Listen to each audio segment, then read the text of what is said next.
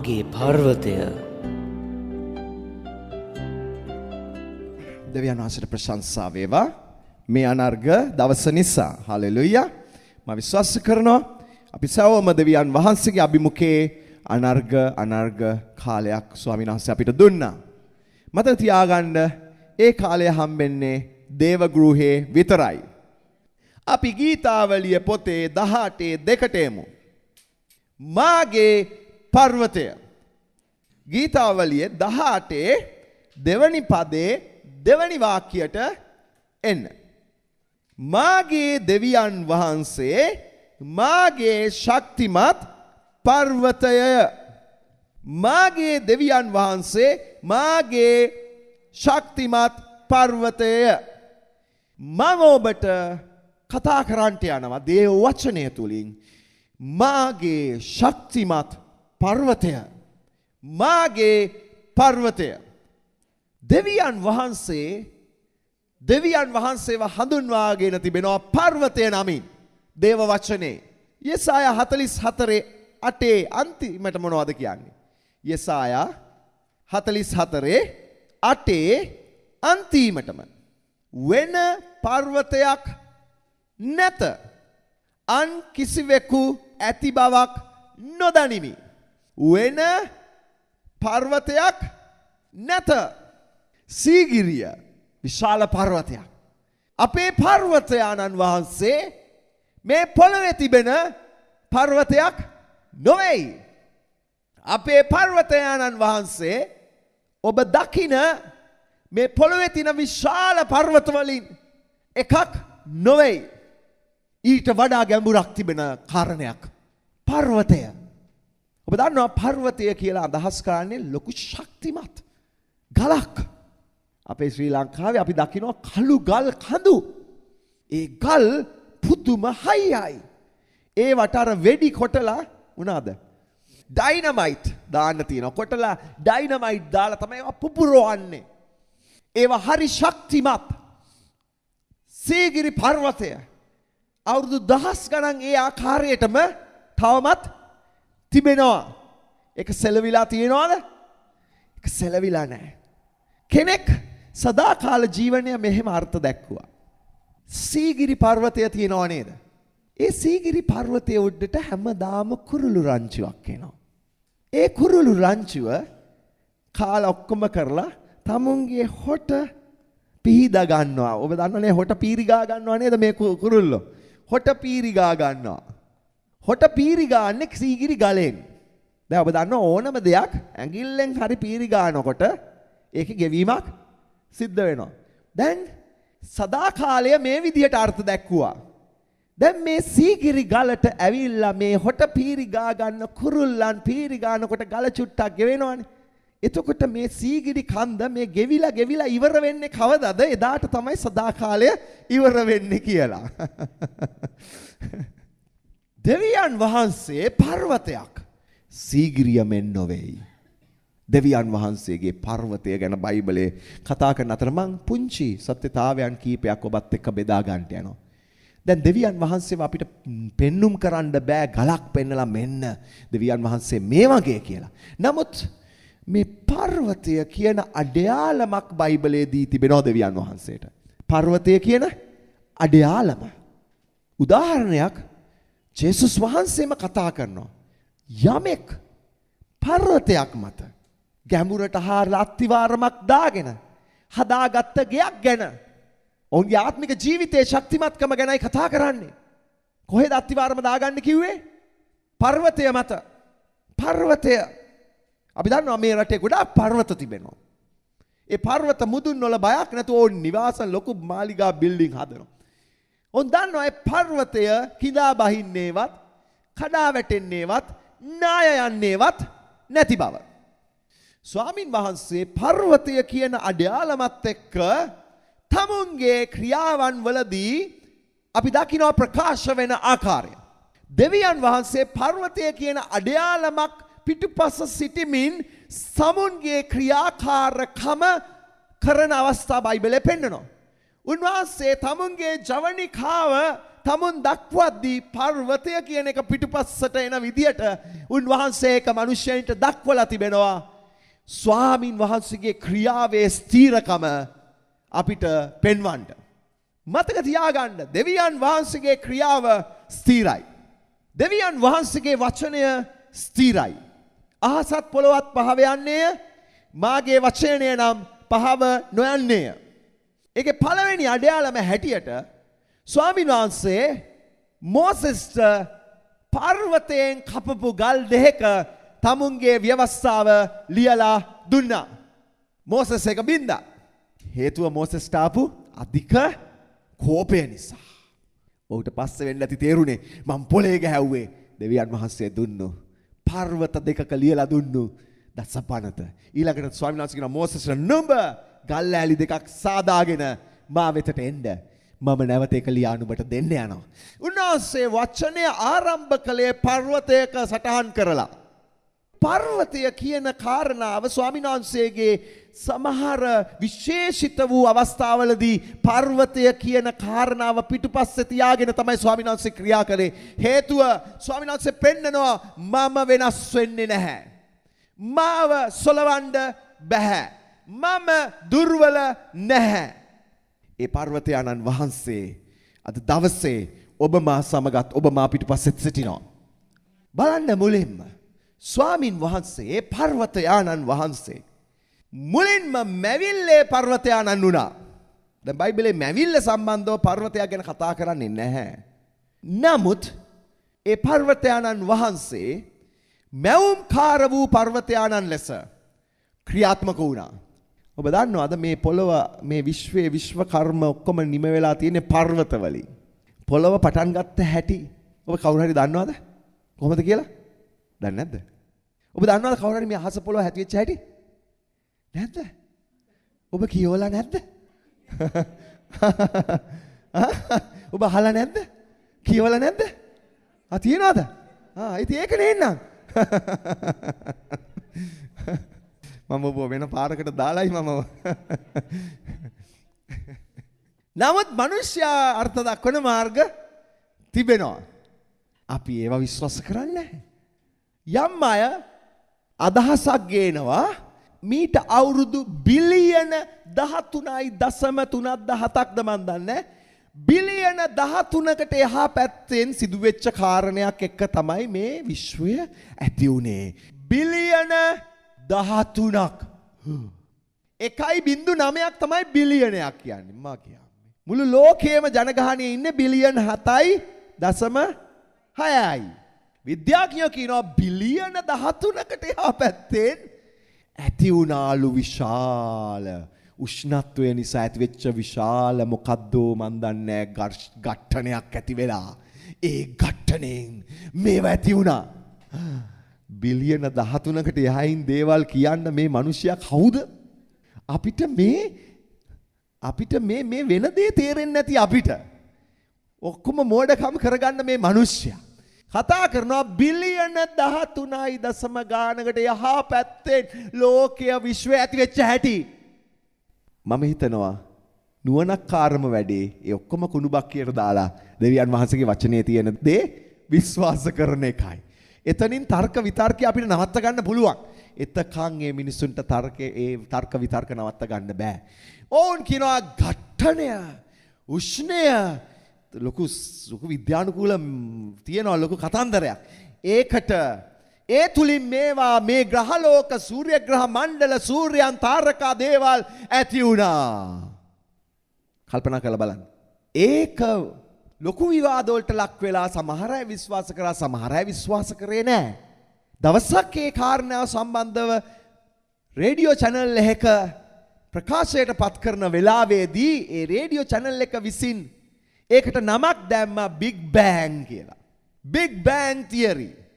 දැන් මේක අමුතු නමක්. නමුත් ඊට පස්සේ ඒක ප්‍රසිද්ධ වුණාට පස්සේ ඒ ඉගැන්වීම Big Bang කියලා නම් කෙරුණා. ඒක ලොකු බෑන් එකක්. නමුත් මම විශ්වාස කරනවා. ඔව් Big Bang එක සිද්ධ වුණා. කොතනද? බයිබලයේ උත්පත්ති එකේ Big Bang එක සිද්ධ වුණේ. මිනිස්සයා ඒක කොයි විදියට නිර්වචනය කරනවද මම දන්නේ නැති වුණාට මම ඒක මේ විදියට නිර්වචනය කරනවා. පටන් ගැන්මේදී දෙවියන් වහන්සේ අහසත් පොළවත් මැවුසේක. ආමෙන්. ඒගොල්ලෝ කියනවා බිලියන 13කට ඕකේ යස්. අපි කියමු බිලියන 13000කට රයිට් කමක් නැහැ. මොකද මිනිසුන් මේ වෙනකොට හිටියේ නෑ අපිට ප්‍රශ්නයක් නෑ. ඒක බිලියන 13ක්ද 13000ක් වුණත් ප්‍රශ්නයක් නෑ. බිග් බෑන් එකක් තියෙනවා මෙතන. මොකද්ද? පටන් ගැන්මේදී දෙවියන් වහන්සේ බිග් බෑන්. මේක තමයි සිද්ධ වුණේ. නමුත් මිනිස්යන් ඒක කතා කරනවා දෙවියන් වහන්සේව පැත්තකින් තියලා. මෙන්න වැරද්ද. ඇති වුණු හැටි ගැන කතා කරනවා දෙවියන් වහන්සේව පැත්තකින් තියලා. දැන් මම මේ කතා කරපු දේ මම පුංචි ආදර්ශයක් විතරයි ගත්තේ මේ මිනිස්සුන්ගේ තියරි එකක් ගැන. ඒක මම කියපු විදිහට වුණා කියලා මම ඔබට ප්‍රකාශ කරන්න හදනවා නොවේයි. නමුත් බලන්න මිනිස්සෙන් ඒවා ගැන කතා කරනවා නිර්වචනය කරනවා දෙවියන් වහන්සේව පැත්තකින් තියලා. නමුත් අපි දන්නවා දෙවියන් වහන්සේ මේ මහා ක්‍රියාව උන්වහන්සේ ඉෂ්ට කරා. මේ අහස පොළොවේහි ඇති තිබෙන සියලු දේවල් පර්වත වලින් සෑදිලා. කල්පනා කරලා බලන්න. මහා පර්වත වලින් සෑදිලා. වැලි දූවිලි ඒවත් පර්වත වල කොටස් තමයි මතක තියාගන්න. ඔබ දකින පස්, වැලි, බොරළු පර්වතයෙන් ඡය වෙන කොටස්. ඒක එහෙමයි. ස්වාමීන් වහන්සේක ඒ විදිහට සෑදුවා. අපිට පුළුවන් ද ස්වාමීන් වහන්සේ වෙතින් අයින් කරන්න? ස්වාමීන් වහන්සේව අයින් කරොත් බිග් බෑන් එකට උත්තරය බිග් බෑන් එක ගැන අපිට විහිළුවක්. හිතලා බලන්න ඇති වෙච්ච මෙවැනි දෙයකින් මෙච්චර ලස්සන විශ්ම කර්මයක් වෙන්න පුළුවන්ද? බෝම්බයක් පුපුරනවා. බෝම්බය පිපිරලා ඉවර වෙනකොට අපි දකිනවා ලස්සන ගොඩ නැගිලි හැදිලා. හරි. මල් ගස්වල මල් පිපිලා, කුරුල්ලෝ ඉගිල්ලෙනවා, මිනිස්සුන් ඇවිදිනවා. බෝම්බේ පිපිරලා ඉවර වෙනකොට අපි දකිනවා ඒවා. මොකද ඔබ හිතන්නේ? නෑ මේ පර්වතයාණන් වහන්සේ මහා බිග් බෑන් එක කෙරුවා. උන්වහන්සේගේ වචනේ බලයෙන් උන්වහන්සේ ගැටිලා උන්වහන්සේගේ විශ්ව කර්මය සම්පූර්ණ කෙරුවා. බයිබලයේ රෝම පොතේම කියනවා ස්වාමින් වහන්සේගේ ජීවමානකම ඔබට උන්වහන්සේ පෙන්නනවා මොකක් තුලින්ද? මැවීම තුලින්. මැවීම තුලින්. අපිට වෙන සාධක ඕනේ නැහැ. මේ වටපිට ඉර හඳ තාරකා ඉහළ පහළ බලනකොට දැනෙනවා දෙවියන් වහන්සේ සිටිනවා. පොළොවේ දෙවි කෙනෙක් නොවේයි. ස්වර්ගයේ දෙවිදුන් මහා පර්වතයාණන් වහන්සේ එහි සිටිනවා. උන්වහන්සේ පර්වත බිඳිනවා. උන්වහන්සේ පර්වත හදනවා. උන්වහන්සේ ඉර සඳ තාරකා ග්‍රහවස්තු විශ්වය උන්වහන්සේගේ හස්ත කර්මාන්තයයි. මැවුම්කාර පර්වතයාණන් කෙනෙක් අපිට සිටින්නේ. උන්වහන්සේට ඉහළින් කාටවත් සිටින්න බෑ. උන්වහන්සේගේ සමීපයේ කාටවත් සිටින්න බෑ. උන්වහන්සේ අපිව සාදාගත්ත උන්වහන්සේගේ සමීපයේ තබා ගන්න. ඒ මිනිසයා දේවදූතයන්ට වඩා මදක් පහලින් මැව්වා. උන්වහන්සේ සමීපයේ තියාගන්න. උන්වහන්සේ හදපු විශ්ව කර්මය බාර දෙන්න. ඒ අපි මෙන්න අපේ පර්වතයාණන් වහන්සේ. යාඥාවට පිළිතුරු දෙන පර්වතයාණන් කෙනෙක් ගැන බයිබලයේ කතා කරනවා. නික්මයාම 17. නික්මයාම 17ට එමු දැන්. 8-9. යාඥාවට පිළිතුරු දෙන පර්වතයාණන් කෙනෙක් ගැන බයිබලයේ කතා කරනවා. යාඥාවට පිළිතුරු දෙන. නිකන් කියලා නෑ දේවදරුවන්ට පිළිතුරු දෙනවා කියලා නෑ. මොනවටද පිළිතුරු දෙන්නේ අපි උන්වහන්සේ? යාඥාවටයි. ඊශ්‍රායල් සෙනග කාන්තාර ගමන යනකොට හරියට ඔබ මේ ගමන් කරන ජීවිත ගමන වගේ ඔවුන්ට විරුද්ධව යම් ජාතියක් යුද්ධ කරන්න සැලසුණා. ඒ ජාතියේ නම තමයි අමලෙක්. අමලෙක් වරුන්. ඔවුන්ට විරුද්ධව යුද්ධ කරන මොහොතේදී ස්වාමීන් වහන්සේ යමක් ඔවුන්ට කියනවා. එකල අමලෙක්වරු අවුත් රෙපිඩීමේදී ඊශ්‍රායල් සමග සටන් කළෝය. මෝසෙස් යොෂුවාට කතා කොට නුඹ අපට මිනිසුන් තෝරාගෙන පිටතට ගොස් අමලෙක්වරුන් සමග සටන් කරපන්. හෙට මම දෙවියන් වහන්සේගේ සැරයටිය අතින්ගෙන හෙළ මුදුනේ සිටින්නෙමි කීවේය. මෝසෙස් නැග්ග පර්වතයකට හෙළ මුදුනට. හෙලක් කියන්නේ කන්දකට වඩා වෙනස්. කන්දක වගේ ඇදේට තියෙන බෑවුමක් නොවෙයි. ඍජුවම තිබෙන පොළවට ඍජුව තිබෙන බෑවුමක්. හෙලක් තියා භයානක තැනක්. ඍජුව තිබෙන බෑවුමක් කියන්නේ අනිවාර්යයෙන් එක්තන පර්වතයක්ම වෙන්න ඕන. පර්වතයක්ම වෙන්න අවශ්‍යයි. මේ පර්වතයේ උඩට මෝසෙස් නැග්ගා. කියනවා නුඹ යුද්ධ කරන්න අවශ්‍යයි යොෂුවා. මම ස්වාමීන් වහන්සේගේ සැර යටි අරගෙන දෙවියන් වහන්සේ දුන්නු ඇදහිල්ලේ ආධිපත්‍ය අරගෙන මම නගින්ට යනවා පර්වතයේ උඩට. මොනවටද යාඥා කරන්න? යුද්ධය උදෙසා. බයිබලයේ කියනවා මෝසෙස් හෙළ මුදුනේ අත් දෙක ඔසවාගෙන යාඥා කරනවා. මෝසෙස් යාඥාවෙන් නිවාඩු ගන්නකොට අමලෙක්වරුන්ගේ සද්දය වැඩි වෙනවා. මෝසෙස් යාඥාවෙන් තමුන්ගේ මුඛය අරිනකොට අත් ඔසවනකොට ඊශ්‍රායල්වරුන්ගේ ජයග්‍රහණයේ ශබ්දය වැඩි වෙනවා. මෙන්න අපේ පර්වතයාණන් යාඥාවට පිළිතුරු දෙන පර්වතයාණන් කෙනෙක් ඔබට මට සිටින්නේ. මෝසෙස් කියනවාගේ බයිබලේ මම දෙවියන් වහන්සේගේ සැර යටි අරගෙන මම නගින්ට යනවා හෙළ මුදුනට. ඔබ ස්වාමින් වහන්සේ නැමැති පර්වතය මතට පැමිණෙනවාද ඔබගේ යාඥාව අරගෙන? ඔබගේ ඇදහිල්ල අරගෙන ඇදහිල්ලේ දේවදරුකමේ ආධිපත්‍ය සමග ශුද්ධාත්ම මුද්‍රාව සමග ඔබ හෙළ මුදුනේ සිට ගන්න කෙනෙක්ද? පර්වතයේ තිබෙන තේජස ඔබ අත්දකින්ට යනවා ඔබ එහෙම කෙනෙක් නම්. ඔබ ඔබගේ අභියෝගවලදී ස්වාමින් වහන්සේගේ අභිමුඛයට පැමිණෙනවද? නැත්තම් සමහර අය වගේ ප්‍රශ්න ගැටලු වෙනකොට පැත්තකට වෙලා අඬ ඉන්නවා. දිය වෙලා කලකිරෙනවා. අඬන අය, කලකිරෙන අය. ඒකෙන් මම අදහස් කරන්නේ එහෙම තත්ත්වයක් නැති වෙන්න බෑ කියලා. නමුත් මේ මොහොතවල් කියන්නේ අපේ ඇදහිල්ල යම් තරමකින් හෝ දුර්වල වෙන මොහොතක්. ඔබ ඇඬුවත් කමන්නේ යාඥා කර කර. සමහර වෙලාවට අපි අඬනවා, කලකිරෙනවා, තනි වෙනවා. ඊට පස්සේ මුමුණනවා. හැබැයි හෙළ මුදුනට එන්නේ නැහැ. එදා මෝසෙස් මොනවද කරේ? හෙළ මුදුනට ආවා. මොනවටද? යාඥාවට. ඇයි හේතුව? අභියෝගයක් තියෙනවා. මොකද්ද? යුද්ධයක්. මම යාඥා නොකළොත් මම පරාද වෙන්න යනවා. මම යාඥා කළොත් මම දිරන්න යනවා. ඔබගේ යාඥාව පිණිස ඔබ පර්වතයට යන්න අවශ්‍යයි. ඒ තමයි දෙවියන් වහන්සේ. දෙවියන් වහන්සේ මත සිටගෙන ඔබගේ යාඥාව කරන්න ඕන. ඒ පර්වතය මත ඔබ සිට ගන්න අවශ්‍යයි. ඒ නිසා මතක තියාගන්න අපිට සිටිනවා මහත් පර්වතයාණන් කෙනෙක්. අපි සැලවෙන්නේ නැහැ. හේතුව අපි නැගී සිටින්නේ පර්වතයාණන් වහන්සේ පිටයි. ඔබට තේරුණාද? මම තව දුරටත් ඒකේ වචනයක් ඔබත් එක්ක බෙදා ගන්න. මෙන්න අපේ යාඥාවට පිළිතුරු ලැබීමේ පර්වතයාණන්ගේ රහස. ඒ නිසා ඔබ යාඥා කරන කල ඔබ විශ්වාස කරන්න. මගේ යාඥාවේදී මම සිටගෙන සිටින්නේ දෙවියන් වහන්සේ නැමැති පර්වතය මතයි. ඔබ ඒක දරාගෙන ඉන්නවා.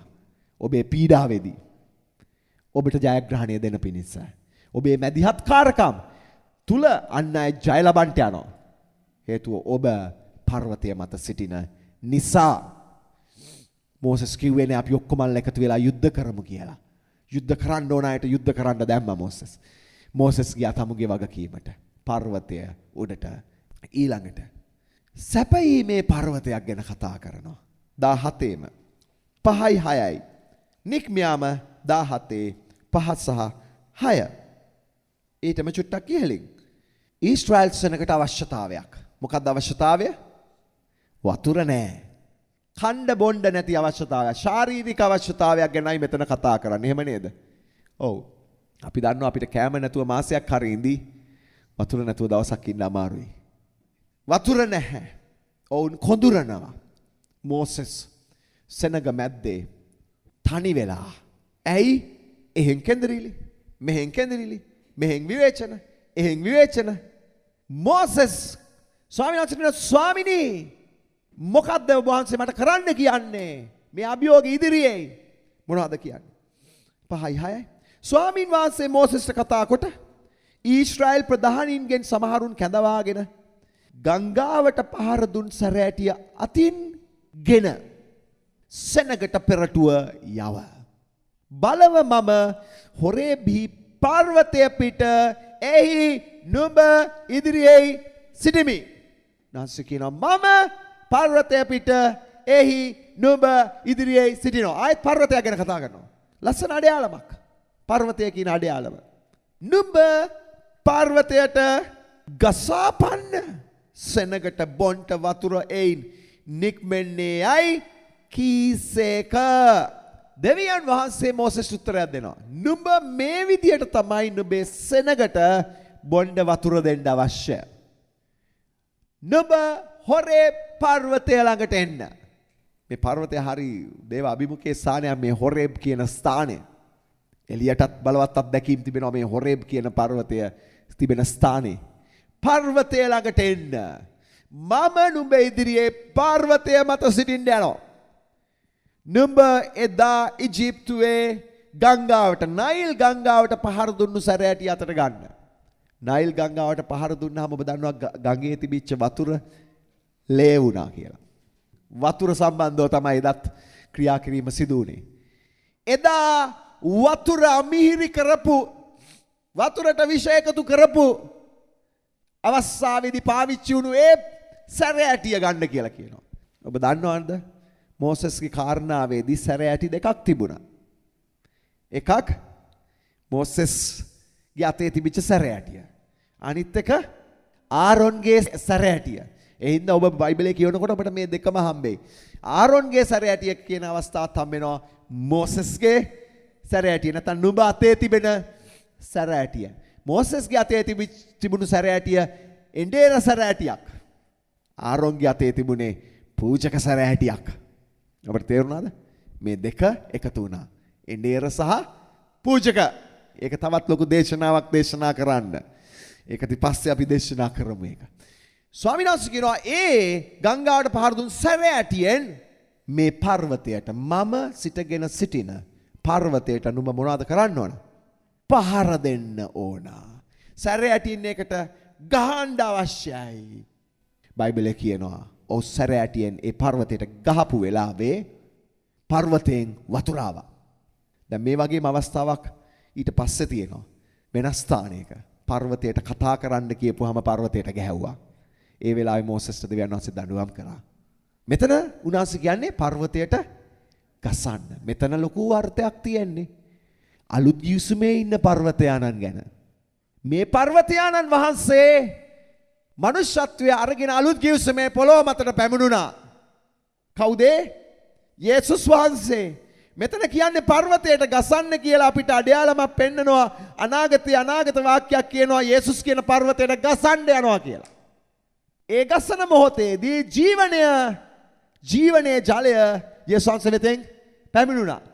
සමාරිය ස්ත්‍රියට කියනවා නුඹට කතා කරන්නේ කවුද කියලා නුඹ දන්නවනම් නුඹ ඔහුගෙන් ජීවනයේ වතුර ඉල්ලනවා. ඒවා බිව්වොත් නුඹට පිපාස එන්නේ නැහැ. ඒ කතා කරන්නේ සදාකාල ජීවනයේ ගැලවීම ගැනයි. ඒ හින්දා තමයි දෙවනි වතාවට මෝසෙස් කිව්වේ දැන් පර්වතයට ගස්සන්නේ එක සැරයයි.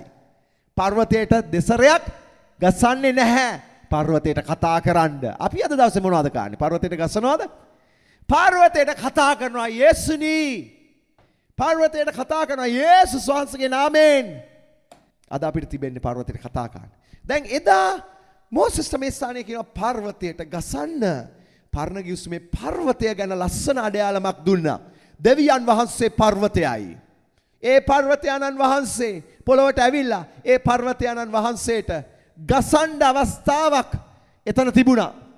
ජීවනය නික්මෙන පිණිස. උන්වහන්සේ උසුලා ගත්තේ අපේ දුක්ඛ දරාගත්තේ අපේ ශෝකය. උන්වහන්සේ තුවාල ලැබුවේ අපේ අපරාධ නිසාය. පොඩි කරුණු ලැබුවේ අපේ අයුතුකම් නිසාය. අපට සමාදානය ගෙන දෙන දඬුවම උන්වහන්සේ පිටට පැමිණුණේ. උන්වහන්සේගේ පහර වලින් අපට සුවය ලැබී තිබේ. මෙන්න පර්වතයට ගහපු අවස්ථාව. දැන් අද අපිට උන්වහන්සේ ආයෙත් ඇවිල්ලා පූජා වෙන්න යන්නේ නැහැ. අපිට තියෙන යාඥා කරන්න. සිතින් අදහ ගන්න මුඛයෙන් කියන්න. යාඥා කරන්න. ඒ තුල ඒ පර්වතයෙන් නික්මෙන ජලයෙන් මම ජීවනය ලබනවා. එදා මෝසෙස්ට කියන්නේ මේ ශාරීරිකව ජීවත් වෙන්න අවශ්‍ය ජලය. මෝසෙස් ගිහිලා පර්වතයට ගහනවා. පර්වතයෙන් වතුර දොරටු ඇරෙනවා. මං ජෝර්දානයේ ඉන්න වෙලාවේදී මම ගියා එක ස්ථානයකට. ඒ ස්ථානයේ නම ගහලා තියෙන්නේ මෝසෙස්ගේ දිය උල්පත කියලා. ඒ ආශ්‍රිතව මෝසෙස් සහ ඇතුළු ඊශ්‍රායල් සෙනඟ ජීවත් වුණු නිසා කාන්තාර ගමනින් එන අවස්ථාවේදී ඒට යාබදව තිබෙනවා. ඒ වතුර උල්පතට ගියාම මෝසෙස් ස්වාමීන් වහන්සේ වෙතට ගිය නැත්තම් මෝසෙස් මැරුණු කන්ද, ඒ කන්දේ නම නෙබෝ පේනවා. නෙබෝ කන්ද මුදුනට ගියාම ඈතින් ඒ වතුර උල්පත පේනවා. ඒ වතුර උල්පත හරි පුදුම විදිහකට තිබෙන්නේ. අපි ගිහිල්ලා පර්වතයක් උඩට බහින්නේ. බහැලා පර්වතයේ යටට ගියාම පර්වතයේ ඇතුලේ කුහරයකින් වතුර ගංගාවක් ගලාගෙන එනවා. අදටත් ඒ අවට බොහෝ එඬේරුන් තමුන්ගේ එළුල් බැටළු රැළවල් පෝෂණය කරන්නේ ඒ දිය උල්පතෙන්. මේ තියෙන මේ සිදුවෙච්ච සිදුවීම් දෙකටම අයිති ස්ථානය නොවේ, වෙනත් ස්ථානයක්. නමුත් ඔවුන් මෝසෙස්ලා ජීවත් වුණු ඊශ්‍රායල් සෙනඟ ජීවත් වුණු ස්ථානයේ තිබෙන පර්වතයෙන් ගලන වතුර උල්පතක්. එනිසා අපිට පැහැදිලිව කියන්න පුළුවන් දෙවියන් වහන්සේ ඔවුන් වෙනුවෙන් එක පර්වතයක් නෙමේ බොහෝ පර්වත ඇරලා ස්වාමීන් වහන්සේට වතුර දීලා තියෙනවා. ඔබගේ දෙවියන් වහන්සේ, මගේ දෙවියන් වහන්සේ, අපට සපයන දෙවියන් වහන්සේ, ජීවිතයට ජීවත් වෙන්න අවශ්‍ය පහසුකම් දෙන දෙවියන් වහන්සේ. ආකාශයේ පක්ෂීන් දෙස බලාපල්ලා. ඔවුන් වපුරන්නේවත් කපන්නේවත් අටුවල රැස් කරගන්නේවත් නැත. ස්වාමීන් වහන්සේ ඔවුන් පෝෂණය කරනවා. ඔබ ඊට වඩා කොපමණ වටිනවද උන්වහන්සේට? බයිබලයේ කියන නුඹලාගේ හිසකයා ගසක් පවා වැටෙන්නේ නැහැ උන්වහන්සේ නදනවත්ව. උන්වහන්සේ කියනවා මම මේවත් ගණන් කරලා තියෙන්නේ. කල්පනා කරලා බලන්න. ඔබේ පර්වතයන්න් වහන්සේ ඔබට සපයනවා. එහෙනම් අනන්න එපා. අද දවසේ ඔබට කන්න නැතුව ඇති සමහර කෙනෙකුට. ඔබ අතේ ඔබේ පර්ස් එක ඇතුලේ සමහර කෙනෙකුට මම දන්නේ නැහැ ගෙදර බස් එකේ යන්න සල්ලි තියනවද දන්නේ නැහැ. නමුත් ඔබ අනන්න එපා. මොකද ඔබේ පර්වතයන්න් වහන්සේ ඔබට සපයන පිණිස පහර ලැබුවා. ලැබලා උන්වහන්සේ කියනවා මම නුඹව පෝෂණය කරනවා. ඔබට අද දවසේ තිබෙන්නේ උන්වහන්සේගේ වචනේ සත්‍යතාවය අනුගමනය කරන එක විතරයි. එහෙම කරලා උන්වහන්සේ ගැන මම ඔබට කිව්වා නේද උන්වහන්සේ ඔබ වෙනුවෙන් ඇති උන්වහන්සේගේ උත්තරීතර සැලැස්ම කියලා. උත්තරීතර සැලැස්මේ මාර්ගයේ සිට ගන්න විතරයි ඔබට අවශ්‍ය. හැබැයි කිතුණුවෙක් වේවා ඒ උත්තරීතර මාර්ගයේ සිට ගත්තේ නැත්නම් අපිට ඒ ස්වාමීන් වහන්සේගේ පොරොන්දු අත්දකින්න පුළුවන් වෙයිද කියලා මම දන්නේ නැහැ. තේරුණාද? ඒ නිසා ඔබ කියන්න එපා මම මෙච්චර කල් පල්ලි එනවානේ. ඇයි මට මෙහෙම මං දසේ කොටස් දුන්නානේ. ඇයි මට මෙහෙම මම මෙහෙම කරනවානේ අර එහෙම කරනවානේ. ඇයි මට මෙහෙම කියලා ඔබ කියන්න එපා. ඔබ කල්පනා කරලා බලන්න ස්වාමීන් වහන්සේ මම වෙනුවෙන් සැලසුම් කර මේ උත්තරීතර මාර්ගයේ මම හිටගෙන ඉන්නවද? එහෙම නැත්නම් මම පොඩ්ඩක් ඒකෙන් පැත්තකට වෙලා මං කියන්නේ පව් කරනවා කියලා නෙමෙයි. ඔබ පාපයට වැටෙන්න ඕනේ නැහැ උත්තරීතර මාර්ගයෙන් හැරෙන්න. ඔබට පුළුවන් ඔබට අවශ්‍ය පිළිවෙලට ජීවත් වෙන්න. ඇදහිල්ල තියාගෙන යාඥා කරමින් බයිබලයේ කියවමින්. ඔව්. නමුත් ඔබ දෙවියන් වහන්සේ කියන්න ඕන තැන නෙවෙයි ඔබ ඉන්නේ. මම පුතාට කියනවා මෙතන ඉඳගෙන අද දවසේ උදේ සමහරවිට මම එයාට ටයිම් ටේබල් එකක් දෙනවා. නා මේ ඉඳලා මේ වෙලාවට පාඩම් කිරීම. පාඩම් කෙරුවට පස්සේ එයාට තියෙනවා ඉස්කෝලයක්. ඒකේ ශිෂ්‍යයෝ ඉන්නවා. කී දෙනෙක් ඉන්නවද? ගොඩක් ඉන්නවා. පුටු මදි ශිෂ්‍යයෝ වැඩි. ඒ නිසා පුටු 6යි තියෙන්නේ. ශිෂ්‍යයෝ ඉන්නවා 12ක් විතර. හැම පුටුවෙම දෙන්නව ඉඳවන්නේ. එතකොට එයාට ටේබල් එකක් තියෙනවා, කම්පියුටර් තියෙනවා, පොත් තියෙනවා, ඔක්කොම තියෙනවා. එයා උගන්වන්නේ 5 වෙනි පන්තියේ ළමයිට. එයාට අච්චු පොත් තියෙනවා. එයා ඒ ඔක්කොමලටම උගන්වනවා. දැන් ඒකටත් මම වෙලාවක් දාලා දීලා තියෙන්නේ. හරියට. පාසල. ඊට පස්සේ යාට තියෙනවා සැලුන් එකක්. ඒ සැලුන් එක අරිනවා විශේෂයෙන්ම සෙන්සුරාදට. ඒකට ඉන්න හැමදාම එන කස්ටමර් කෙනෙක් ඉන්නවා. ඒ හින්දා කවුරු නැතත් එයාට ඒ සැලුන් එක අරින්න තියෙනවා. ඉතින් මම ඇවිල්ලා හොඳ සනීපයක් ගන්නවා ඒ සැලුන් එකේ. ඒක කරන්න තියෙනවා. ටීවී බලන්නත් ඕන. ඒක අතරින්නත් බෑ. රයිට්. ටීවීත් බලන්න ඕන. දැන් ඒකට සැලැස්මක් දාලා දුන්නා. හිටපු ගමන සැලැස්ම කැඩෙනවා. සමහර විට තියෙන්නේ මේක කරන්න ඉන්න වෙන කොහෙද? එතකොට මොකද වෙන්නේ? මගේ කැමැත්තට නෙමෙයි. දැන් දෙවියන් වහන්සේගේ දරුවොත් ඒ වගේ සමහර විට. දෙවියන් වහන්සේගේ දරුකමේම ඉඳගෙන මම ඉන්නේ මට ඕන තැන්වල. දැනස බලාපොරොත්තු වෙන තැන නොවේ. එතනදී ස්වාමීන් වහන්සේ පොරොන්දු වෙන්නේ නැහැ. අපිට මේවා ඉෂ්ට කරන්න. දේව කරුණාව තියෙනවා. අපි දේව දරුවෙක්. නමුත් සමහර දේවල් ගිලිහෙන්න පුළුවන්. ඒ නිසා ඔබ සොයාගන්න පාර ස්වාමීන් වහන්සේ ඔබ වෙනුවෙන් සාදපු. ඒක ඇතුලේ සිටිනවා නම් ඔබ මේ වෙලාවේ බඩගින්න ඉන්න පුළුවන් ඒක ඇතුලේ ඉඳගෙනත්. නමුත් ඔබ දෙවියන් වහන්සේට ස්තුති කරනවා ස්වාමිනේ මේක ලස්සන පාඩමක් මගේ ජීවිතයට ඔබ උගන්වන්නේ. දෙවියන් වහන්සේට ස්තුති වේවා. සමාදානය පිරීලා තියෙනවා මේ වෙලාවේදී. හැබැයි ඔබ ඒකෙන් පිටස්තරේ ඉන්නවා නම් ඔබ එවැනි අත්දැකීම් වලින් යනකොට ඔබගේ හිත කඩා වැටෙනවා. කලකිරෙනවා. හරි ඔබ කියෝනවා. දෙවියන් වහන්සේගේ දරුවෙක් නේද මම? ඇයි මට මෙහෙම වුනේ? ඊට පස්සේ ඔබ නොයෙකුත් වටපිට බලනවා. අරයට මෙහෙම තියනවා නම් මට ඇයි මෙහෙම නැත්තේ? එයාට මෙහෙම හොඳට තියනවා නම් ඇයි මට මෙහෙම නැත්තේ කියවන්න ගන්නවා. දැන් ඊට පස්සේ එතනිනුත් දුර යනවා. විවේචන කරනවා ඊට පස්සේ. දැන් ගොඩාක් දුර යන්න පටන් ගන්නවා. මොකද හේතුව? අර පුංචි තැනක. මතක තියාගන්න. ස්වාමීන් වහන්සේ අපිට සපයනවා. පර්වතය. ඒ සෙනග මෝසස් පිටිපස්සේ කොඳුර හරි මෝසස් පිටිපස්සේ හිටපු නිසා දෙවියන් වහන්සේට ප්‍රශංසා වේවා. ස්වාමීන් වහන්සේ ක්‍රියාවක් දැක්කා. අපිට ඉන්නවා සැපයුම් කරු පර්වතයාණන් වහන්සේ කෙනෙක්. පර්වතයෙන් ජලය එදා ලැබුණා. පර්වතයාණන් වහන්සේ. ඊළඟට අපිට තව පර්වතය ගැන කතා කරනවා. මහිමය අත්දකින්න පුළුවන් පර්වතයක් ගැන කතා කරනවා. මහිමේ අභිමුඛයේ පර්වතයක්. නික්මයම 33 21 22 23. ඒ ස්ථානේ කියනවා ස්වාමින් වහන්සේද බලව මා ළඟ ස්ථානයක් තිබේ. නුඹ පර්වතය පිට සිටපන්න. මොසස්ට මොනවද දැන් දෙවියන් වහන්සේ කරන්න යන්නේ? මොසස්ගේ ඉල්ලීම මොකද්ද? අනේ ස්වාමීනි ඔබගේ තේජස මට පෙන්වන්න. දැන් අපි මොනවද දැන් මේ උදේ නමස්කාරයේදී උන්වහන්සේගෙන් ඉල්ලපු එක දෙයක්? ස්වාමීනි ඔබගේ මහිමය තේජස මට පෙන්වන්න. ඔබ මහිමය තේජස යම් ආකාරයකින් ඔබට යම් ආකාරයකින් හෝ යම් අත්දැකීමකින් යම් ස්වභාවයකින් ඔබ අත්දැක්කද? මතක තියාගන්න. මෙතන හැම කෙනෙම උත්සාහ කරන්න. සමහරවිට ප්‍රශ්න තියෙනවා. නොයෙකුත් බාධක තියෙනවා. නමස්කාරයට ඉඳ ගන්න. නමස්කාරයට ඉඳගත්තොත් තමයි ඔබට මේ දේව වචනේ ආශිර්වාදේ නිවැරදිවම ලබන්න පුළුවන් වෙන්නේ. ඒ හින්දා නාමයට කඩා බිඳගෙන ඔක්කොම පෙරලගෙන එන්න. නමස්කාරයට. ඒක අනර්ග දෙයක්. අනර්ග අත්දැකීමක්. අද අපි ඒක ලැබුවා. උන්වහන්සේ කියනවා මෝසස් කියනවා මට ඔබගේ තේජස පෙන්වන්න. දෙවියන් වහන්සේ කියනවා මා ළඟ ස්ථානයක් තියෙනවා. නුඹට ඒක පෙන්වන්න. මොකද්ද? පර්වතයක්.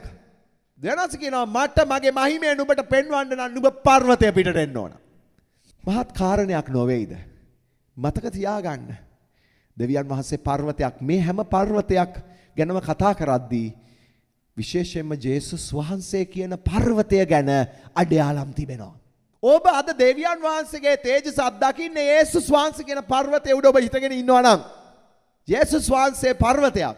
යේසුස් වහන්සේ කියනවා පේත්‍රස්ට මතෙව් 16:18 කියනවා නුඹ පේත්‍රස් මේ පර්වතය පිට මාගේ ස්වභාව ගොඩනගන්නෙමි.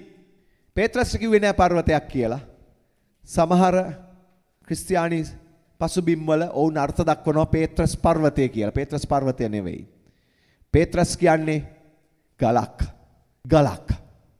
ඒ නමේ අර්ථවත් වෙන්නේ. ඒක තමයි කිව්වේ යේසුස් වහන්සේ නුඹ පේත්‍රස් නැත්තම් නුඹ ගලක්. පර්වතය කිව්වේ නෑ. ඊට පස්සේ කියනවා මේ පර්වතය යේසුස් වහන්සේ අදහස් කරේ තමන් ගැනයි. මේ පර්වතය පිට මාගේ සභාව ගොඩනගන්න යනවා. යේසුස් වහන්සේ කියන පර්වතයක් අපිට තිබෙනවා. ඒ පර්වතයාණන් වහන්සේ මනුෂ්‍යයන් වෙතට උන්වහන්සේ එළිදරව් වුණා. ඒ දෙවියන් වහන්සේ එළිදරව් වුණා. ඔබ මා ඉදිරියේ යේසුස් වහන්සේ ලෙස ඒ පර්වතයාණන් වහන්සේ පොළොවට බැස්සා. දැන් මෙතනත් දෙවියන් වහන්සේගේ තේජස දකින්න නම් මොසෙස් කියනවා කොහෙටද යන්න ඕන නුඹ? පර්වතයේ උඩට. මතක තියාගන්න යේසුස් වහන්සේ මත අපේ ජීවිතය ආරම්භ කළොත් ඇරෙන්න අපිට දේව තේජස ලබන්න බෑ. ආගම අදහන්න පුළුවන්. නමුත් දේව අභිමුඛයක් දකින්න බෑ. තවද උන්වහන්සේ මාගේ මුහුණ දකින්ට නුඹට නුපුළුවන. මක් නිසාද මනුෂ්‍යයා මා දැක ජීවත් නොවන්නේ යයි කීසේක. ස්වාමින් වහන්සේ බලව මා ළඟ ස්ථානයක් තිබේ. නුඹ පර්වතය පිට සිටපන්න. එවිට මාගේ තේජස නුඹ පසු කර යන කල මම නුඹ පර්වත විවරෙහි තබා මා නුඹ පසු කර යන තුරු මාගේ අතින් නුඹ වසන්නෙමි. මමද මාගේ අත අහකට ගන්නෙමි. එවිට නුඹ මාගේ පශ්චිම භාවය දකින්නේය. එහෙත් මාගේ මුහුණ දකින්නු නොලබන්නේ යයි කීසේක. දැනස කියන ඔව් නුඹ මගේ තේජස දකින්න යනවා. හැබැයි තාම නුඹට මගේ මුහුණ බලන්න බෑ. ඇයි හේතුව? අපි තාම පොළොවේ සිටින මිනිස්සෙයින් නිසා. නමුත් තේජස උන්වහන්සේ පෙන්නනවා. නමස්කාරය තුල ඔබට දෙවියන් වහන්සේ උන්වහන්සේගේ තේජසට ඇතුල් වීමට අවස්ථාවක් දෙනවා. ඔබේ ආත්මය තේජසට ඇතුල් වෙනවා. ඔබ මොකද සිතන්නේ? දෙවියන් වහන්සේ කියනවා මම නුඹට මගේ මහිමය දකින්න සලස්වනවා. නුඹ තැනක සිටින්න අවශ්‍යයි. පර්වතයට පැමිණෙන්න. දෙවියන් වහන්සේ මේ වෙලාවේ ඔහුට කතා කරනවා. පර්වතයට එන්න. යේසුස් වහන්සේ කියන පර්වතය තුල ඔබට තිබෙනවා දේව අභිමුඛය තේජස දකින්න. ආගම් වලට බෑ. නමුත් යේසුස් කියන පර්වතය අනන්ත තුලට ආපු අයට පුළුවන්කම තිබෙනවා. තේජස අත්දකින්න. තේරුණාද? ඒ ආත්මය තුල ඔබට දේව අභිමුඛයට ඇතුල් වෙන්න පුළුවන්. හිතලා බලන්න මේ මිනිස්සෙන් යක්ෂ බලවේග වලින් තමුන්ගේ ආත්මත් එක්ක ක්‍රියා කරන ආකාරය, තමුන්ගේ ආත්ම යක්ෂයාගේ ආත්මත් එක්ක එකතු කරගන්න ආකාරයක් අපි දැකලා තියෙනව නේද? කොහොමද S2 බලාගෙන නිකන් දැක්කා වගේ ශාස්ත්‍ර කියන්නේ? ඔව් කියනවා. ඔබට තේරෙනවද ඒක කොහොමද වෙන්නේ කියලා?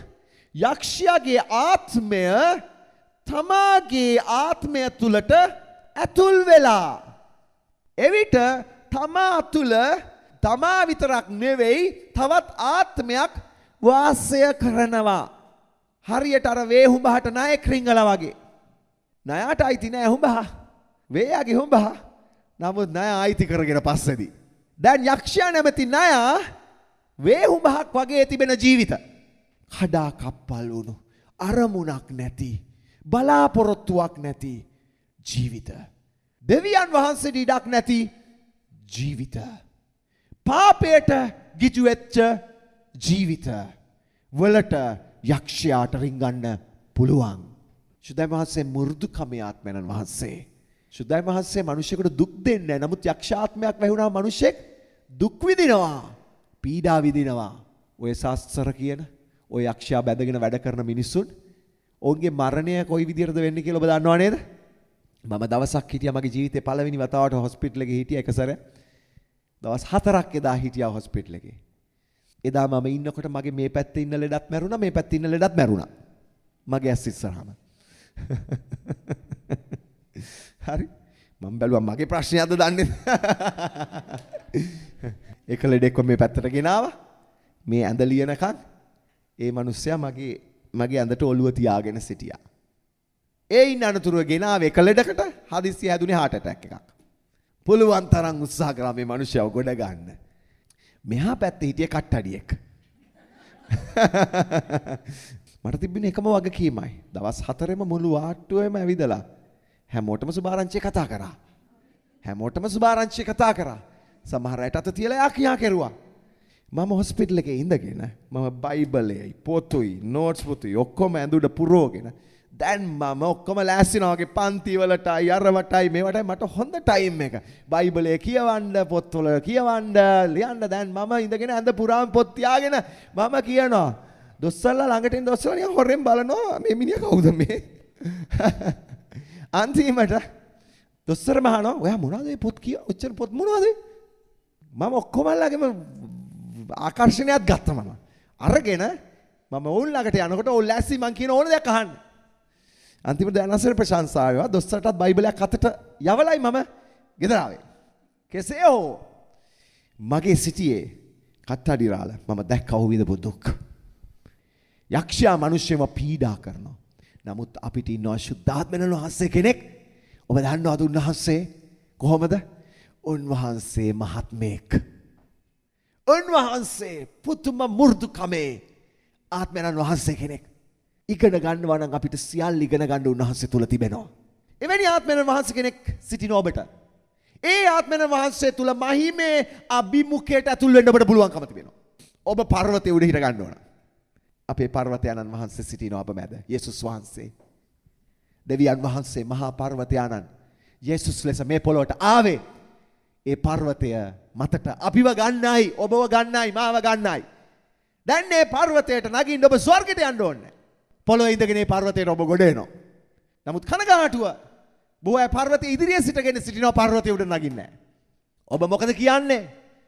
සභාවක් තිබෙන්නේ ඔබව එතනට අරගෙන යන්නයි. ඒ නිසා ඔබ මෙතනට ඇවිල්ලා ගියාට හරියන්නේ නැහැ. මෙතනට ඇවිල්ලා හිත සනසර ගත්තට හරියන්නේ නැහැ. ඉරිදට ආව පල්ලි ගියා මට ආශිර්වාද ලැබෙනව නැහැ. ඔබ අභිමුඛයේ පර්වතයේ හිට ගන්නවා නම් දෙවියන් වහන්සේ කියනවා මම මගේ තේජස මහිමය ඔබට පෙන්වන්න යනවා. ඒ නිසා අපේ নমස්කාරය ගින්දර වෙන්න ඕන. নমස්කාරයේ ස්වාමීන් වහන්සේගේ අභිමුඛය ඔබ අත්දකින්න ඕන. අභිමුඛය ඒ වගේම එලිෂාටත් එවැනිම අත්දැකීමක් තිබෙනවා. එක රාජාවලියේ 19ට පෙළන්න 11 සිට. දැන් එලියා ජීවිතේ ප්‍රශ්නයට මුහුණ දෙන්න බැරුව පැනලා දිව්වා.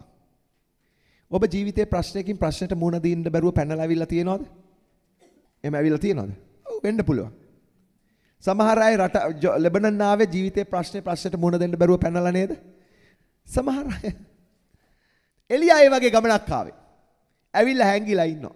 නමුත් එලියට හැංගෙන්න දෙවියන් වහන්සේට තිබ්බේ නැහැ. හේතුව ඇයි? දෙවියන් වහන්සේ කැඳවු මිනිස්සයා. දැන් ඔබ කොහේ හැංගෙන්න ගියත් මතක තියාගන්න ස්වාමීන් වහන්සේගේ ඇස් වලින් ඔබට හැංගෙන්න බෑ. ඔබ හඳේ ගියත් ස්වාමීන් වහන්සේ හඳට එනවා ඔබව හම්බෙන්න. එලියා ඒ ස්ථානයේ හැංගිලා ඉන්නවා. ස්වාමීන් වහන්සේ එලියා දැන් ගල් ගුහාවට වෙලා රහසිගතව තමුන්ගේ සේවය පැත්තකින් තියලා දැන් තමුන් වෙනත් දෙයක් කරමින් ඉන්නවා. දෙවියන් වහන්සේ ඒක දැක්කා. දෙවියන් වහන්සේගේ වැඩේ තාම ඉවර කරලා නැහැ. මතක තියාගන්න ඔබ කොහේ හරි හිටියත් දෙවියන් වහන්සේ තාම ඔබත් එක්ක කරන්න යන වැඩේ ඉවර කරලා නැහැ. සමහර අය හැංගිලා ඉන්නවා. සමහර අය තමාගේ ස්ථානවල ඉන්නවා. දෙවියන් වහන්සේ කියනවා එන්න එළියට. මම නුඹව තෝරාගත්ත වැඩේ මට සම්පූර්ණ කරන්න තියෙනවා. 11 සිට 13 වෙනකන් කියනවා. උන්වහන්සේද පිටතට ඇවිත් කන්ද උඩ ස්වාමින් වහන්සේ ඉදිරියේ සිටින්නයි කීසේක. මේ හොරෙබ්බවලමයි. ඒ සිද්ධියට බොහෝ කාලයකට පස්සේ නැවත අවුරුදු 100 ගණනකට පස්සේ එලියා ඉන්නවා ඒ ස්ථානයට වෙලා ස්වාමීන් වහන්සේගේ කන්දට යාවේ. දෙවියන් වහන්සේ ප්‍රශංසාව වේවා. කොයි හරි පැනලා දිව්වේ දෙවියන් වහන්සේගේ කන්දටයි. ඒ හින්දා උට යහපතක් වුණා. සමහර අය පැනලා දුවද්දි දෙවියන් වහන්සේගේම තැනකට පැනලා දුවනවා. සමහර අය පැනලා දුවද්දි ලෝකෙටම පැනලා දුවනවා. කමන්නේ නැහැ දෙවියන් වහන්සේගේ තැනකට පැනලා දිවුවා නම්. සමහර අය සභාවකින් පැනලා දුවන අය ඉන්නව නේද සමහර වෙලාවට. දෙවියන් වහන්සේට ප්‍රශංසා වේවා. හොඳ දෙවියන් වහන්සේගේම සභාවකට පැනලා දිවුවා නම්. එතනදී දෙවියන් වහන්සේට ආය අල්ල ගන්න පුළුවන්. නමුත් සමහර අය අපායටම පැනලා දුවනවා. සමහර අය ලෝකයේ කොන් වලට පැනලා දුවනවා. තේරුණාද? එහෙනම් ප්‍රවේශයෙන් පැනලා දුවනකොට දෙවියන් වහන්සේගේම තැනකට පැනලා දුවන්න. ස්වාමීනි කියලා කියන්න එතනදී. ස්වාමීන් වහන්සේ ඔබට උදව් කරයි. කන්ද උඩ ස්වාමීන් වහන්සේ ඉදිරියේ සිටින්නයි කීසේක. එවිට ස්වාමීන් වහන්සේ ඒ ළඟින් ගියසේක. හලෙලුයා. ඔබ පර්වතයේ උඩ සිටිනවා නම් ස්වාමීන් වහන්සේ ඔබ ළඟින් යනවා. අභිමුඛය ලස්සනයි නේද? ස්වාමින් වහන්සේට පෙරටුව මහත් වූ බලවත් වූ හුළඟක් කඳු දෙදරවා පර්වත බිඳගෙන ගියේය. එහෙත් ස්වාමින් වහන්සේ සුළඟේ නොවූසේක. සුළඟට පසු පොළොව කම්පාවක් විය. එහෙත් ස්වාමින් වහන්සේ පොළොව කම්පාවේ නොවූසේක. පොළොව කම්පාවට පසු ගින්නක් විය. එහෙත් ස්වාමින් වහන්සේ ගින්නෙහි නොවූසේක. ගින්නට පසු සියුම් නිශ්චලතාවයේ හඬක් විය. එලියා ඒ අසා තමාගේ මුහුණ සලුවෙන් වසාගෙන පිටත්ව ගොස් ගුහාවේ දොරකඩ සිටියේය. ඔබට තේරෙනවද එතන අපිට පෙන්වන දේව වචනේ හඬ? එලියාට ස්වාමීන් වහන්සේ කියනවා පර්වතයට නැගපන්. පර්වතය පිටට එනකන් දෙවියන් වහන්සේගේ තේජස පෙන්වන්න බෑ. දෙවියන් වහන්සේට කතා කරන්න බෑ. දෙවියන් වහන්සේගේ ක්‍රියාව අපිට අත්දකින්න බෑ. එලියා එනවා පර්වතයේ උඩට. පර්වතයේ උඩට ආවට පස්සේ පුදුම දේවල් වෙන්න ගත්තා. එලියා දකින්නවා ඉස්සලාම මහත් සුලගක් හරියට පර්වත පෙරලන තරමට සුලගක්. එලියා බලනවා මේක තමයි දෙවියන් වහන්සේ. එලියා බැලුවට දෙවියන් වහන්සේව එලියා දැක්කේ නැහැ. ඊට පස්සේ භූමිකම්පාවක් දෙදරන්න පටන් ගත්ත පර්වත. එලියා හිතනවා මේන්න දෙවියන් වහන්සේ. එලියාට දෙවියන් වහන්සේගේ හඬ මහිමය දැක්කේ නැහැ. ඊට පස්සේ මහත් ගින්නක්.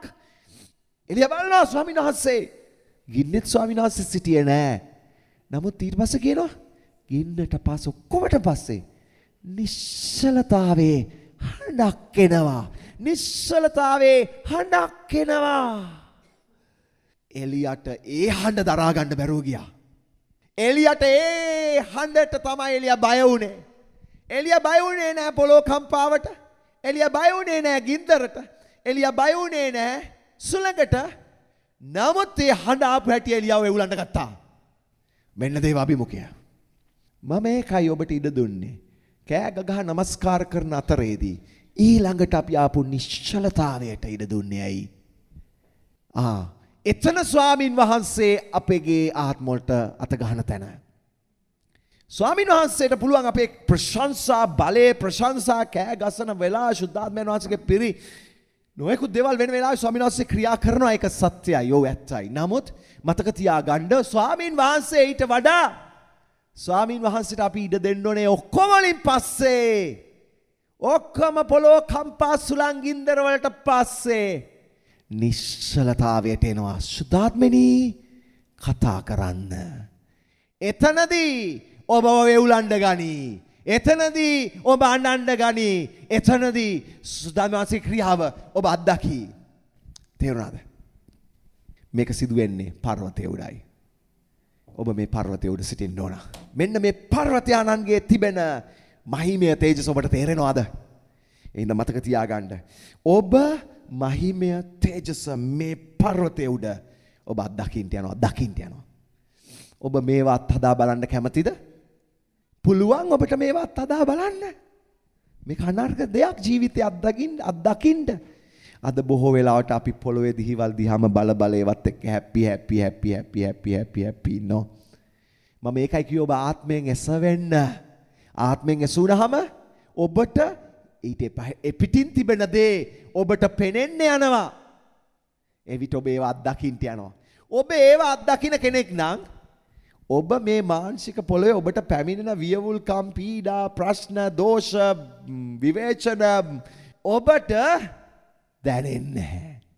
ඔබට දැනෙන්නවත් යන්නේ නැහැ. මං කියන්නේ ඇත්ත. දවසක් මම මෙතන වැඩ කර ඉන්නවා. මම ප්‍රශ්න ගොඩක යන වෙලාවක මේ රටට ආවට පස්සේ ලොකු පීඩාවක් ගමන් කරන වෙලාවේ. ඒ වෙලාවේ මෙතන මම වැඩ කර ඉද්දී පාස්ටර් ඩැනියල් සිස්ටර් සාරා මා ළඟට ආවා. එයා ඒ දෙන්නාට නොයෙකුත් මාර්ග වලින් අහන්න ලැබුණා දැන් මට තියෙන පීඩනය. ඔවුන්ට ඒ ඔක්කොම අහන්න ලැබිලා ඔවුන් මගේ ළඟට ආවා. මගේ ළඟට ඇවිල්ලා අහනවා පාස්ටර් ඩයස් ඔයා මේ ගැන මුකුත් කරන්නේ නැද්ද? කොහොමද මේවා ඇයි මේ විදිහට වෙන්නේ? ඇයි මෙහෙම කතා කරන්නේ? අපි දන්නවා එහෙම දෙයක් නැහැ. අපේ ඇස් ඉදිරියේ තියෙනවා මේ කාරණා. අපි දන්නවා මොකද වෙන්නේ කියලා. ඔහනවා ඔයා මුකුත් කරන්නේ නැද්ද මේ ගැන? මොකද්ද වෙන්නේ? ඔයාට පුළුවන්ද මේ යන්න? ඔයාට පුළුවන්ද මේක කරන්න? මං කිව්ව උත්තරේ තමයි මට කරන්න දෙයක් නැහැ. මට තියෙන්නේ දෙවියන් වහන්සේ දිහා බලන් ඉන්න විතරයි.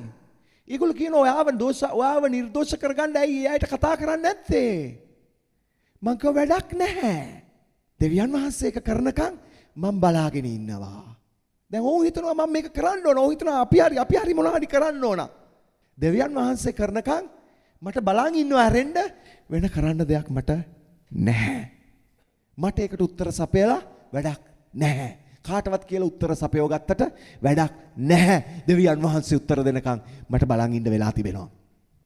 දෙවියන් වහන්සේ පුදුම උත්තර දුන්නා. ඔවුන්ම දැක්කා දෙවියන් වහන්සේගේ උත්තර කොච්චර බලවත්ද කියලා. මතක තියාගන්න. එතනදී අපි දෙවියන් වහන්සේත් එක්ක තිබෙන මහිමේ සම්බන්ධතාවයේ හිටියේ නැත්තම් අපි ඒවත් එක්ක ඇම්බරි ඒවත් එක්ක ෆයිට් කර ඒවට උත්තර හොය අපිට විරුද්ධව නැගිටින අයට විරුද්ධව කතා කර ඒ අයට උත්තර දෙදී ඒගෙන තව අයට කියා එහෙම කර මෙහෙම කර ඉන්න වෙනවා. ඇයි හේතුව මහිමේ සම්බන්ධතාවයේ නැහැ. නමුත් මම මහිමේ සම්බන්ධතාවයේ ඉන්නකොට මට ඒවා මුකුත් කරන්න අවශ්‍ය නැහැ. ඇයි හේතුව මට ඒක පේන්නේ නැහනේ ලොකුවට. මට පේන්නේ ඒවා පොඩියට. මට ඒක දැනෙන්නේ නැහනේ. ඒවා ලොකු ගල් වෙන්න පුළුවන්. නමුත් මට රිදෙන්නේ නැහනේ. ඒවා ලොකු පහර වෙන්න ඊගස් වෙන්න පුළුවන්. නමුත් මට දැනෙන්න මුකුත් නැහනේ මගේ ඇඟේ ඊගහක්. ඇයි හේතුව මම මහිමේ සම්බන්ධතාවයත් එක්ක රැඳිලා ඉන්න නිසා. ඉගෙන ගන්න ජීවිතේ. ඔබ මේ ජීවිතේ ගමන් කරන්න. මහිමේ සම්බන්ධතාවයට එන්න. මතක තියාගන්න. ස්වාමීන් වහන්සේ දා එලියට පෙන්වුවා උන්වහන්සේගේ මහිමේ නිශ්චලතාවයේ මැද්දේ. එලියා වෙවුලන්න ගත්තා. එලියා දිව්ව පහලට දුවලා අර ගල් ගුහාව අසර ගිහලා ආය හැංගුණා. එලියා භූමිකම්පාව ඉස්සරහ දිව්වේ නෑ. සුළඟ ඉස්සරහ ගින්දර ඉස්සරහ දිව්වේ නෑ. අර නිශ්චලතාවයේ හඬට බය වෙලා දිව්වා. ඇයි හේතුව? ඒ පර්වතයානන්ගෙන් පැමිණිච්ච වචනේ එච්චර තේජවත්. එච්චර බලවත්. ඔබ මොකද සිතන්නේ? කොච්චර අනර්ගයිද දෙවියන් වහන්සේ. කල්පනා කරලා බලන්න. දෙවියන් වහන්සේට ප්‍රශංසා වේවා. උන්වහන්සේ ඊළඟට සබාව පිහිටවන පර්වතය. යේසුස් වහන්සේ කියනවා පේත්‍රස්ට ඒ වචනය මතෙව් 16:18. නුඹ පේත්‍රස් මේ පර්වතය පිට මාගේ සභාව ගොඩ නගන්නෙමි. යේසුස් වහන්සේ පර්වතයයි සභාව ගොඩ නගපු පර්වතයයි. ඒ වගේම යේසුස් වහන්සේ විනිශ්චයේ පර්වතයයි. අන්තිම බයිබල් පදය මතෙව් 21:44. මතෙව් 21:44. මේ ගල පිට වැටෙන්නා පොඩි වී යන්නේය.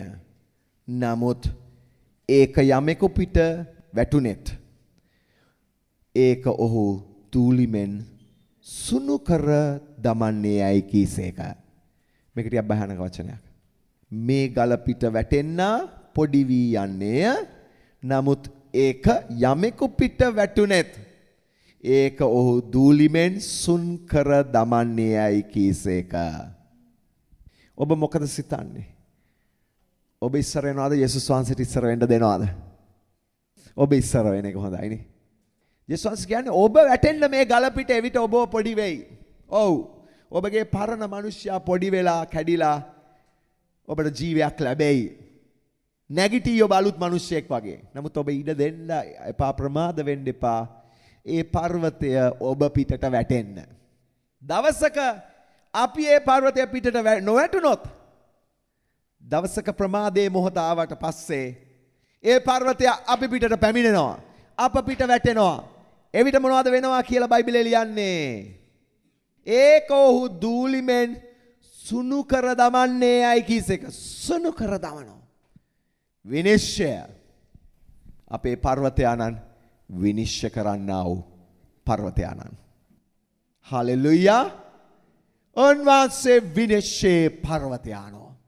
ඒ නිසා අපි මේ පර්වතයානන් ඉදිරියේ බයෙන්, උන්වහන්සේ කෙරේ බයෙන් අපේ ජීවිතය ගොඩනගමු.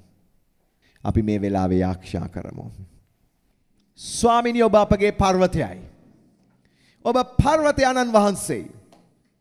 ඔබ අනාදියේ පර්වතයානන් ලෙස විශ්ම කර්ම කරපු, අහස පොළොව මවපු, හදපු තනන් වහන්සේ. ඔබ පර්වතයානෝ. ස්වාමිනී, ඔබ පර්වතයානන් ලෙස ඔබගේ සෙනග සමග ගමන් කරපු දෙවියන් වහන්සේ. ඔවුන්ගේ ජීවිතවලට ජය දුන්නු තනන් වහන්සේ. පර්වතයානන් ලෙස ස්වාමිනී, ඔබ මිනිස්සෙයින් පෝෂණය කරපු දෙවියන් වහන්සේ. ඔබ පර්වතයානන් ලෙස ඔබගේ තේජස මිනිස්සෙන්ට පෙන්නපු දෙවියන් වහන්සේ. ඔබ පර්වතයානන් ලෙස ඔබගේ පුදුම උත්තර ස්වාමිනී ඔබ වහන්සේ මිනිසයාට දුන්නු තැනන් වහන්සේ. පර්වතයානනි, මේ මොහොතේ ඔබට යාඥා කරනවා. ස්වාමිනී, ඔබත් සමග ඒ පර්වතය මත අපගේ ජීවිත ගොඩනගාගෙන නොසෙල්වෙන ඇදහිල්ලේ ගමනක් තුල බලවත් කමෙන් ගමන් කරන්න පර්වතයානනි අපට ඔබගේ කරුණාව දෙන්න. ස්වාමිනී ඔබට ස්තුතියි. අපි සෑම කෙනෙක් ඔබට බාර වෙමින් යාඥා කරනවා. යේසුස් වහන්සේගේ බලවත් ශුද්ධ නාමයෙන්.